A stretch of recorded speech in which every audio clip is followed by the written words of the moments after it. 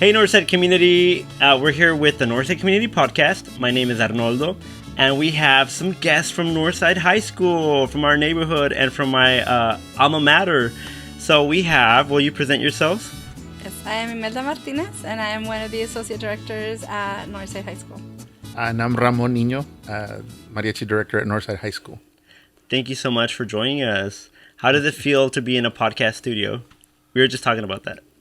I feel like our life is a podcast. We love to talk, so our conversations just feel so effortless and passionate all the time. Yeah, so. That's right. You guys are like on TV and stuff all the time. No, it just came back. That's true. You guys are, because you're a celebrated local mariachi band. I mean, you guys have done amazing things for the Northside High School program, for the culture. Thank you. For the culture. That's like big. It must be a lot of pressure. How does that feel? Go ahead. No, it's awesome. This is my 21st year at Northside, and just to see students go through the program and everything that they learn, it's a lot more than just the culture and the music. It's a lot of life skills. So when you see them as adults and remembering stories of things that they experienced through the mariachi, not just music, because they don't play the instruments anymore. So they're like, oh, I don't remember how to play, but I remember this, or I remember this, or you telling us this. It makes you feel proud, because that's really what we want, is just learning experiences in the classroom. That's right. More than the music, because the community sees the music and it's going to come out, but it's those life skills that they build that's really, really cool to see in the young adults. Mm-hmm. Absolutely. I think when people think music classes, they think easy, and it's a lot of hard work. So for us to be able to see that personal growth in each student, to me, that's always the most amazing. And I love to remind them, like, especially their senior year, remember in 6th grade when you started and you didn't want to do this, or you were so frustrated, or you were so embarrassed about singing, and now you're like up there, one of the main vocal singers. So just seeing that personal growth and being part of that and building the relationships in the community, knowing the parents and the cousins and the abuelitas and the abuelitos, or having students in class that are children of your former students, like it's just amazing. That's crazy. That's awesome. I can relate. So I'm an art teacher. Like, I'm a certified public art teacher, and I worked at ODY at high school for several years. So once again, and I can relate, people think art is easy. It's like a throwaway subject. It's where you put the kids to just like relax. And it totally hits home when you say you learn life skills. It's not just sitting there and drawing and painting, especially when you have a good teacher. And I consider myself a good teacher, and I consider you an excellent teacher, a maestro. So if I can have that effect on my students as a good teacher, as a great teacher, and see the effect it's having on their personal life and their outlook in life, I can only imagine what a maestro like you is doing and what your programs are doing. It has to have all these layers, and it's really exciting to hear something and to relate to it and to know exactly what you're talking about. Yes. So that's awesome. Thank you for what you're doing. Oh, thank you. And can you tell us a little more about like your relationship to Northside? How long have you been there? Tell us a little bit of the history, if you don't mind, because I'm sure people are curious. I'm curious. So I was hired in 2004. I was teaching at Riverside Middle School. It was my first year of teaching. It was done. It was summer. I remember I was at Pender's Music in Denton, and I was picking out music for the next year, and I had a stack of songs, and I got a call from the instrumental music director at the time. She says, hey, so I answered. She's like, hey, what's going on? I said, I'm just looking for music for next year. And she's like, how would you like to consider coming to Northside High School? And I was like, yeah, because I had been doing so much at Riverside. We had an ill band director at Carter Riverside, the high school. And so I was doing a lot of the marching band, a lot of the concert stuff that was going on at the time. But it was just me. There really wasn't a mentor because she was ill. She had dialysis. So I was running 2 programs kind of at the same time. So I was like, yeah, I want to do my own program. So I took the job at Northside. I left all the music on the desk at Pender's, and I walked out with nothing because I was like, I got a new job. I told him, I said, I got a new job. And so the goal was to recruit more students and to maintain the mariachi. The focus was on the band. And so I was a band guy. I'd never played mariachi. I'd never studied it. I was a jazz trombone player, in concert. Ooh. And so I had no idea, but because I spoke Spanish, it was more Spanglish. Now, looking back at it, I really didn't know It's Spanish. Chicano. I was very Chicano. And so I started at Northside, and there was 7 kids in the band. There was like 28 kids in mariachi. I was like, what do I do with this? So it was just starting to get kids and talk to them and like, let's grow. And so we had about 20 some kids in the band, and we're almost 40 in the mariachi. So it was hard because I didn't know anything about mariachi. And so that was 21 years ago. And, at the time, I learned everything from the students. They'd bring me a CD, like, Mr. Nino, here's, this Mariachi Vargas. You need to listen to this. And so from the drive from Northside to Denton, I would listen to the disc, back and forth. And then, did you finish it? Yes. And bring me a new one. So that's how I got my mariachi That's education. amazing. So the students were teaching you. They were teaching me. That's Yeah, amazing. totally. And that's something that people don't understand, that teachers also learn so much. It's like a symbiotic relationship, Yes, right? and there's still students that come and volunteer from my first year, that come and volunteer with the high school students now because they remember being in that situation, but also just having to help me grow because I knew nothing. And everything I know now was because of those students pushing me. I was playing my trombone and they would laugh. They're like, "Sir, why are you playing the trombone?" I was like, "I don't know how to play any other mariachi instrument." Now I'm pretty fluent in a lot of the instruments. But that's kind of what happened 20, and now we're here, where we have a mural, that recognition, so many people that we've won lots of awards, but it's been a lot of work to get to that point because I didn't know anything and they were trying to learn from me at the same time. So now it's gotten a little bit easier, with my experience. But yeah, the 21 years has been a really big growth for all of us in the program. And then, when Miss Martinez came in, I didn't have to worry about violin because she's the violin and voice teacher. So my story is a little bit different from his. It's almost very opposite. So I came in 2013. It was a whirlwind. I was teaching in Las Cruces, New Mexico, and I had the perfect job. I didn't want to leave. I was happy. I heard it's beautiful there. It's very beautiful. Very artistic. Yes. And so I was, content. I didn't have any complaints. And so I had met a few teachers from Fort Worth in 2012 and at the Las Cruces Mariachi Conference. And so a year later, they reached out and they said, "Hey, we have an opening coming up. Would you be interested?" And I said, "Sure, why not? I'll interview, whatever happens." So then I get the job. After jumping all of these hoops, everything that could have happened went wrong with my application, with my resume, with trying to Skype, with trying to get on the phone, and like everything. It was almost like if the job was not supposed to happen. And it did. They were like, "Hey, Ms. Martinez, are you interested? We haven't heard from you." And I'm like, "Oh, well, I haven't heard from you. Well, I thought the job was given to somebody else." They're like, "No." So they waited for me. I was already in contract in Las Cruces, and they said, "We're going to wait for you. So can you get here?" I talked to my principal, and I had a great relationship with her. And she said, "You do what you need to do. Give me 2 weeks, and I'll release you from your contract." Okay. So I started in September. My first day was 16 de septiembre. Oh. How awesome is that? Wow. And so I started in 2013.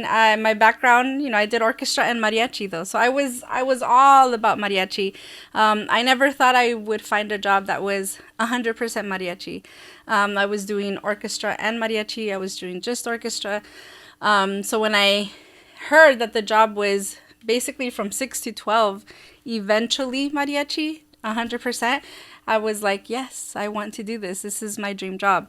And so I juggled a few schools from Poly to Elder to Northside, teaching mariachi and orchestra. Okay. And then I grew my numbers at the middle school until I was able to be there full time. At one point, we had like 420 students in mariachi What? at J. Pilder. So That's crazy. it was amazing. It's the highlight of my life here because of how many kids loved mariachi. So just seeing how Mr. Nino, like his vision about mariachi and how he wanted to have all these opportunities for the students just matched my idea and my vision And your how, passion. yes, like how much can we do to make sure that these kids experience the maximum of mariachi Right. with trying to get our kids to go out and get out of Fort Worth. Sometimes our kids don't even travel, to the south side or the east side or outside of the north side. When I'm in Fort Worth, I stay like in the north side. Yeah, and it's so easy, right? Yeah. Because it's so comfortable. It's There's so much to do, And the like you food really and don't everything. have Your to family, go friends. anywhere. Yeah. Yeah, so being able to offer those opportunities of being in conferences or going to conferences, and just performing for the community, giving back, and Was that so- scary for them to get out?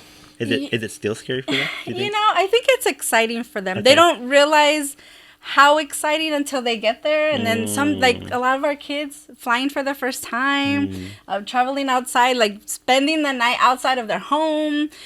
So our we have a lot of parent conversations like, no se preocupen, they're gonna be fine. Like we tape doors, like the kids don't sneak out. Like we literally check rooms. So just building that rapport with them. Yeah, That's that why trust. they trust. Yeah. Yeah. 100%.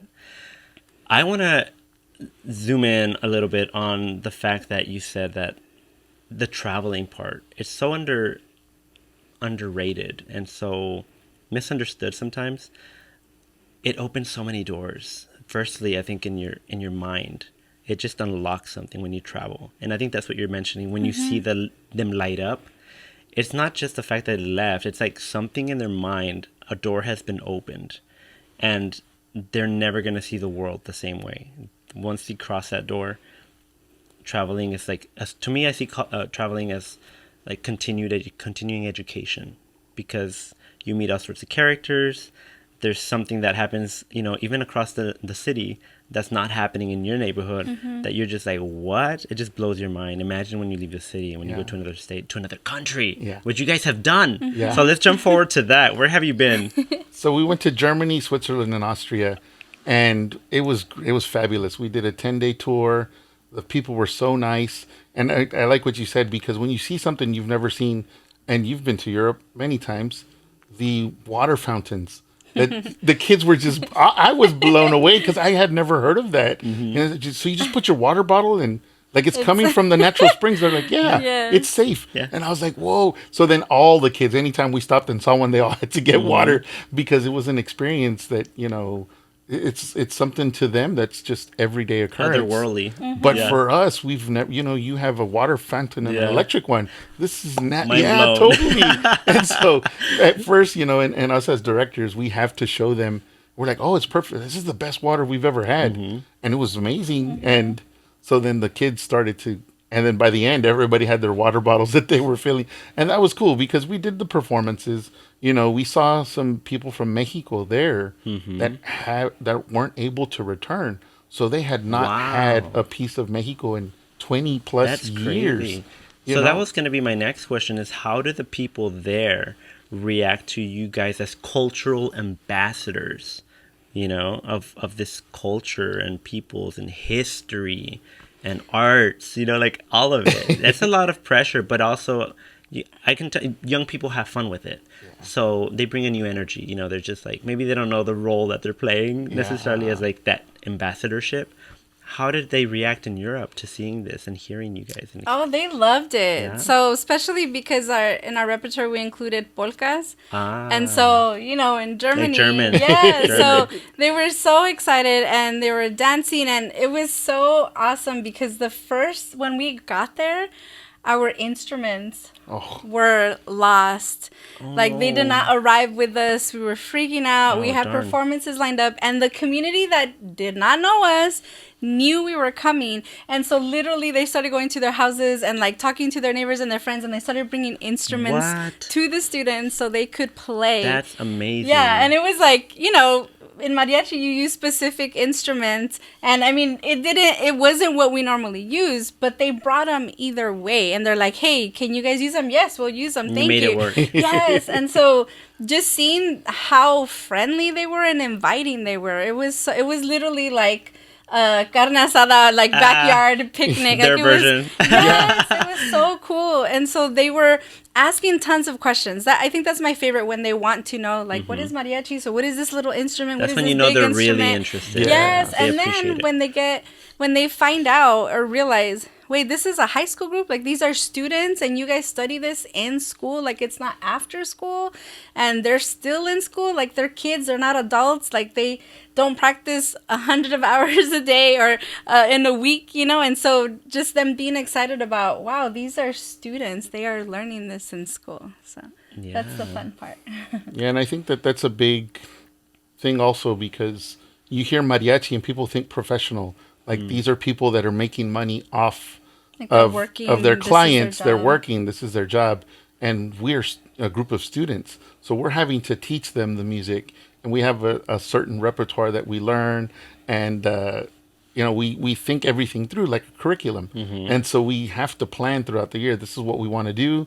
We also juggle competitions. So when we were in Europe, that was just to perform and have fun, and so we picked music that was going to be entertaining, lively, still mariachi, but the presentation was just so different because they just enjoyed it and the audiences enjoyed it and it were all open public performances, so they either wanted to be there or they didn't, Right, and right, so the audience was there for the purpose of seeing the kids perform. right.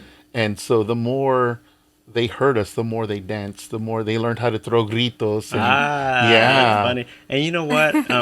Like you mentioned, I've been to Europe a lot. I have one foot here and one foot yeah, there. you do. And so I've learned that in Europe, and I don't know if this is your experience, they really appreciate the arts. They're to them, it's on par with like a doctor. Yes. It's on, or even more, because they really integrate it into the, and you see it in the streets. It's like you walk and it's architecture. It's Yes. the way that the city's designed. It's the public art, the music in the streets, Yeah. the plazas. They're made for outdoor. Was that your experience? Absolutely.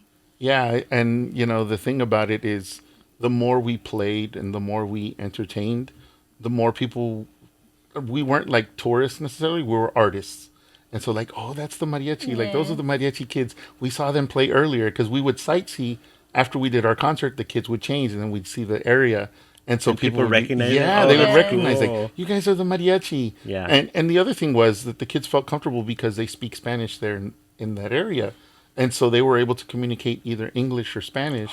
And so the kids didn't feel isolated or kind of left out in a lot of the stuff. Because even like the tours we did, we went to Mozart's home and did a lot. And they were able to learn and see. And that was one of the big things that we had to explain is that you're going to be fine.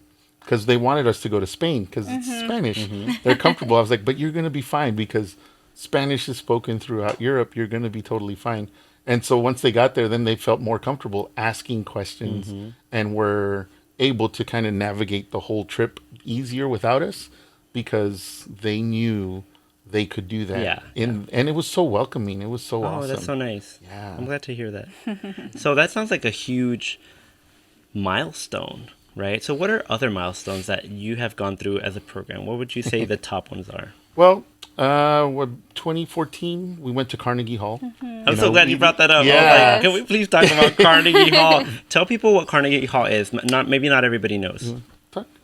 So Carnegie Hall, Where is it? Like, so it is in New York, and the way that we explain it to the kids is this is like the most prestigious stage that you can perform in, and so we kind of talk about like it's so, I mean, the way that it's built, you can anywhere that you sit, whether it's in the front, in the very back corner, if you're standing, like you can hear everything perfect, and it's just like the clearest acoustics, sound. Yes, the acoustics are just amazing. And so we tell them like this is such a prestigious stage, and so we talk about like, let's think, Northside, where is like where most people hang out and big stuff happens, and they're like, oh, Sundance Square, and I'm like, so think Sundance Square like times Bass Hall. yeah, Times and 100. yes, and I'm like, so see how there's like levels of different, and they're like, oh yeah, we didn't even think about Bass Hall because that's like beyond, what they're Yeah. thinking of, and I'm like,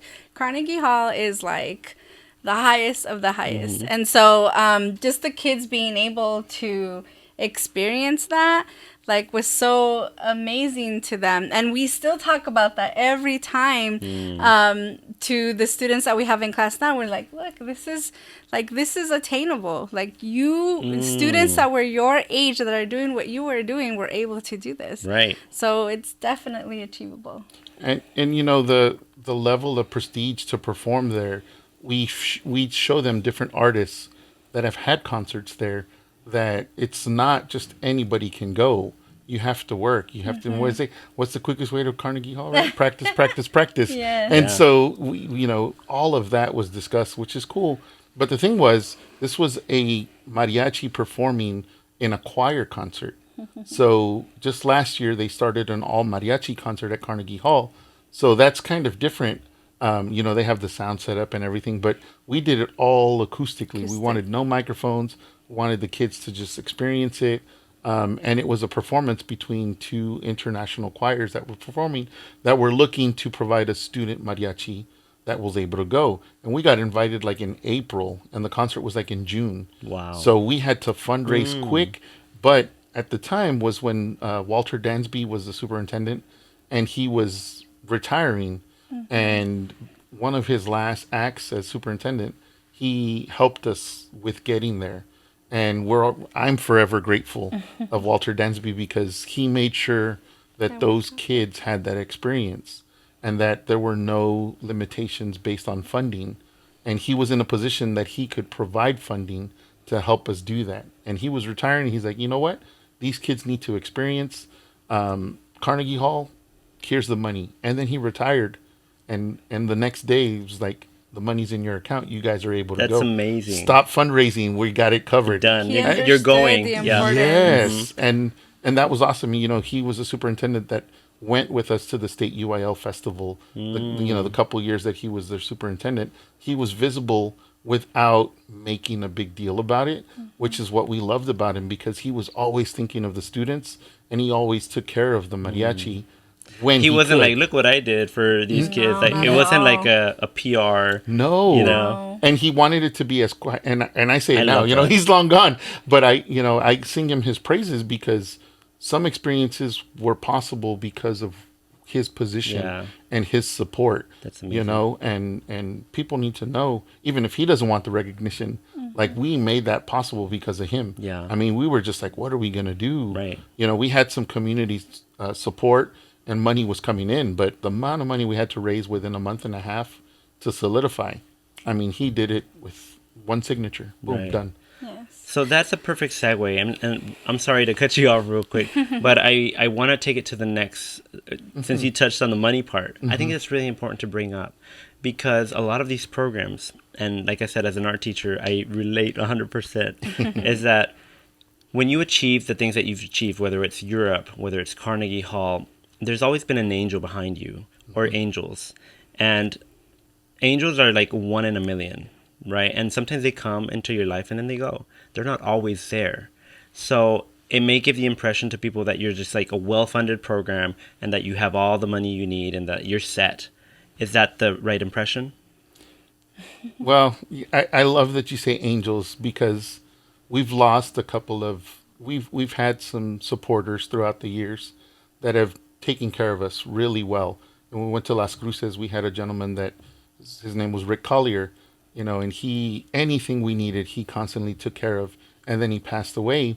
And so we had another, I just found out recently, because we used to perform at the Red Steagle gathering, and we had a donor that was anonymous. We didn't know who it was, a benefactor, and he was donating every year, and then he passed away. And just maybe a couple months ago, I was looking through some paperwork, and I saw a name, and it was a big name in the stockyards. And I'm like, that's who was giving us money before he passed away. And these, when people want to remain anonymous, we keep it as anonymous as possible. But it's also like, we're thankful and grateful, for those angels, like you say.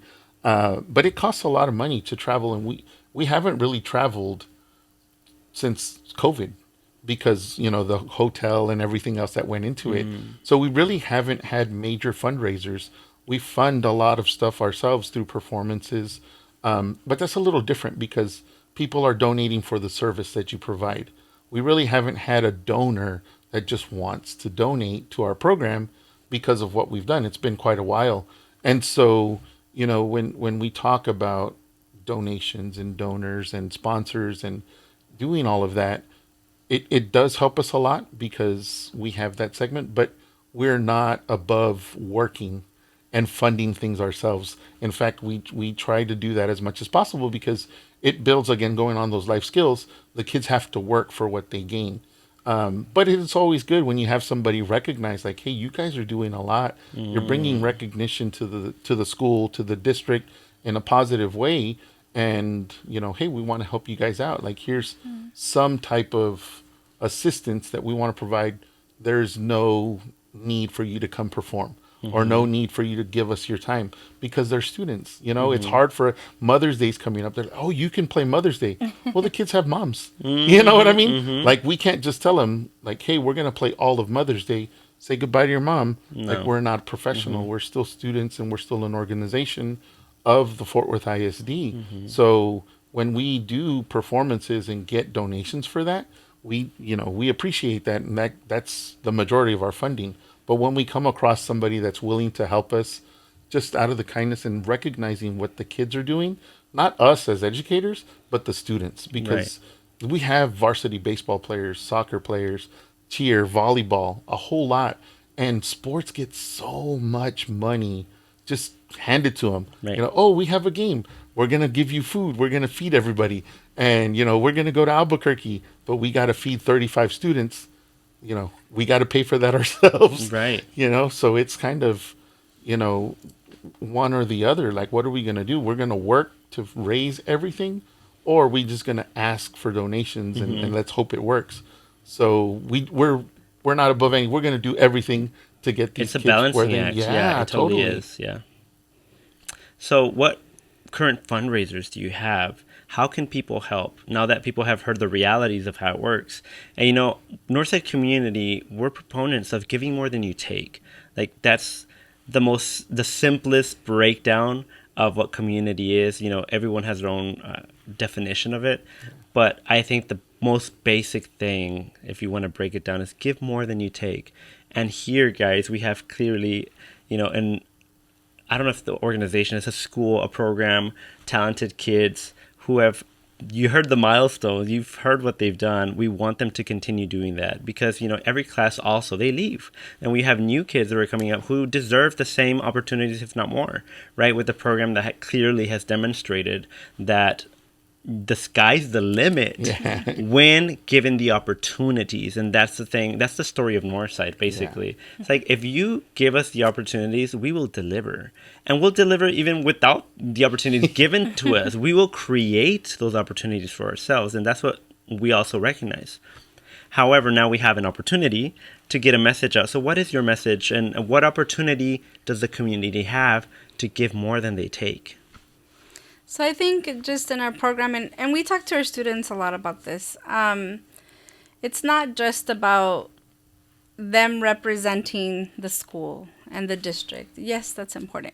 But they're also representing themselves. They're representing their family, their culture, like a whole country, right? And so the importance of you being able to say, I am taking a class in high school and I am learning about mariachi and this beautiful culture, whether it is my culture or not, right? And so I tell them, you can't be embarrassed of saying and showing how proud you are. And so showing these kids how to have that self-esteem, how to be confident is by allowing them to have these opportunities. And how do they have these opportunities? Is being able to get them to do that. And we need funding for that. And so it's not just about, oh, I'm going to go and learn new songs. Yes, that's part of it. That's like the smallest part of it.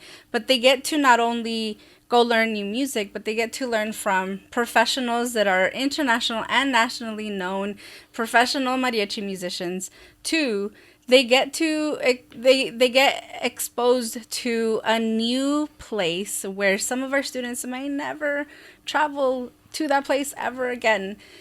Three, they not only get to experience a new environment, but they also are out of their comfort zone. How many times are our kids volunteering to be in a new environment that they don't know, where they can grow? So our job as teachers is to get them to be ready for the real world. And being ready for the real world is being exposed to experiences that you are not having in the moment. And so aside from I'm going to go to a mariachi conference and learn new songs, I'm going to go and perform and put myself in front of an audience I don't know. I'm going to go and compete and give my all to try to bring extra pride to my school, to my district, to myself, to my parents, to my community. And four, I get to go and enjoy and see these living pioneers of mariachi and be able to say, I did this and I was 15 or 16 or 17 and I was in high school. So if you're able to do all of that in high school, could you imagine how many dreams and how much they're going to be willing and wanting to work for as they graduate and go to college or go to any other kind of career plan that they have, but they're going to learn and want to continue to work because they've seen the fruits of that hard work and dedication. So you guys, if you want to help out, please reach out. Where can they reach out? Is it to you guys? Definitely. So you can always email us, call the school. We do currently have a fundraiser going that the students are doing. Perfect. Through Snap Raise. We've shared that through social media, but the company does take a percentage. So if there is somebody that would like to donate directly to the school, we would not lose a percentage on that, and that would go even further in our fundraising So a check. efforts. A check to school, yes, and it's also tax deductible going through that. We give receipts, and we have ways to be able to acknowledge and to document those donations so that, whatever business inquiry things that you need. But also, we have a pretty strong social media presence. So we'd love to recognize any businesses. Absolutely. Or, we just had an election and, like people that were nominated, we're talking about how they support, show us the support, send us, something. If you're saying you support us, then we'd love to see that support. Right. Yeah, not just photo ops. Definitely not just photo ops. Yeah, like put your money where your mouth is. Yes, thank it's so you. important, and that goes for everybody. That goes for everybody. So you guys, there you have it. Thank you so much for joining us. Please come back. Please come back because there's so much more. There's so many layers. We're on a time frame here. Yes. But I absolutely love our time together. If you guys want to reach out, we're going to put the social media and we're going to put the link on the video. Share, please, with everybody. It's always a pleasure. Always. See you guys. Have a good one. See you in the next episode. El aire y nuestros gatos nada cambian.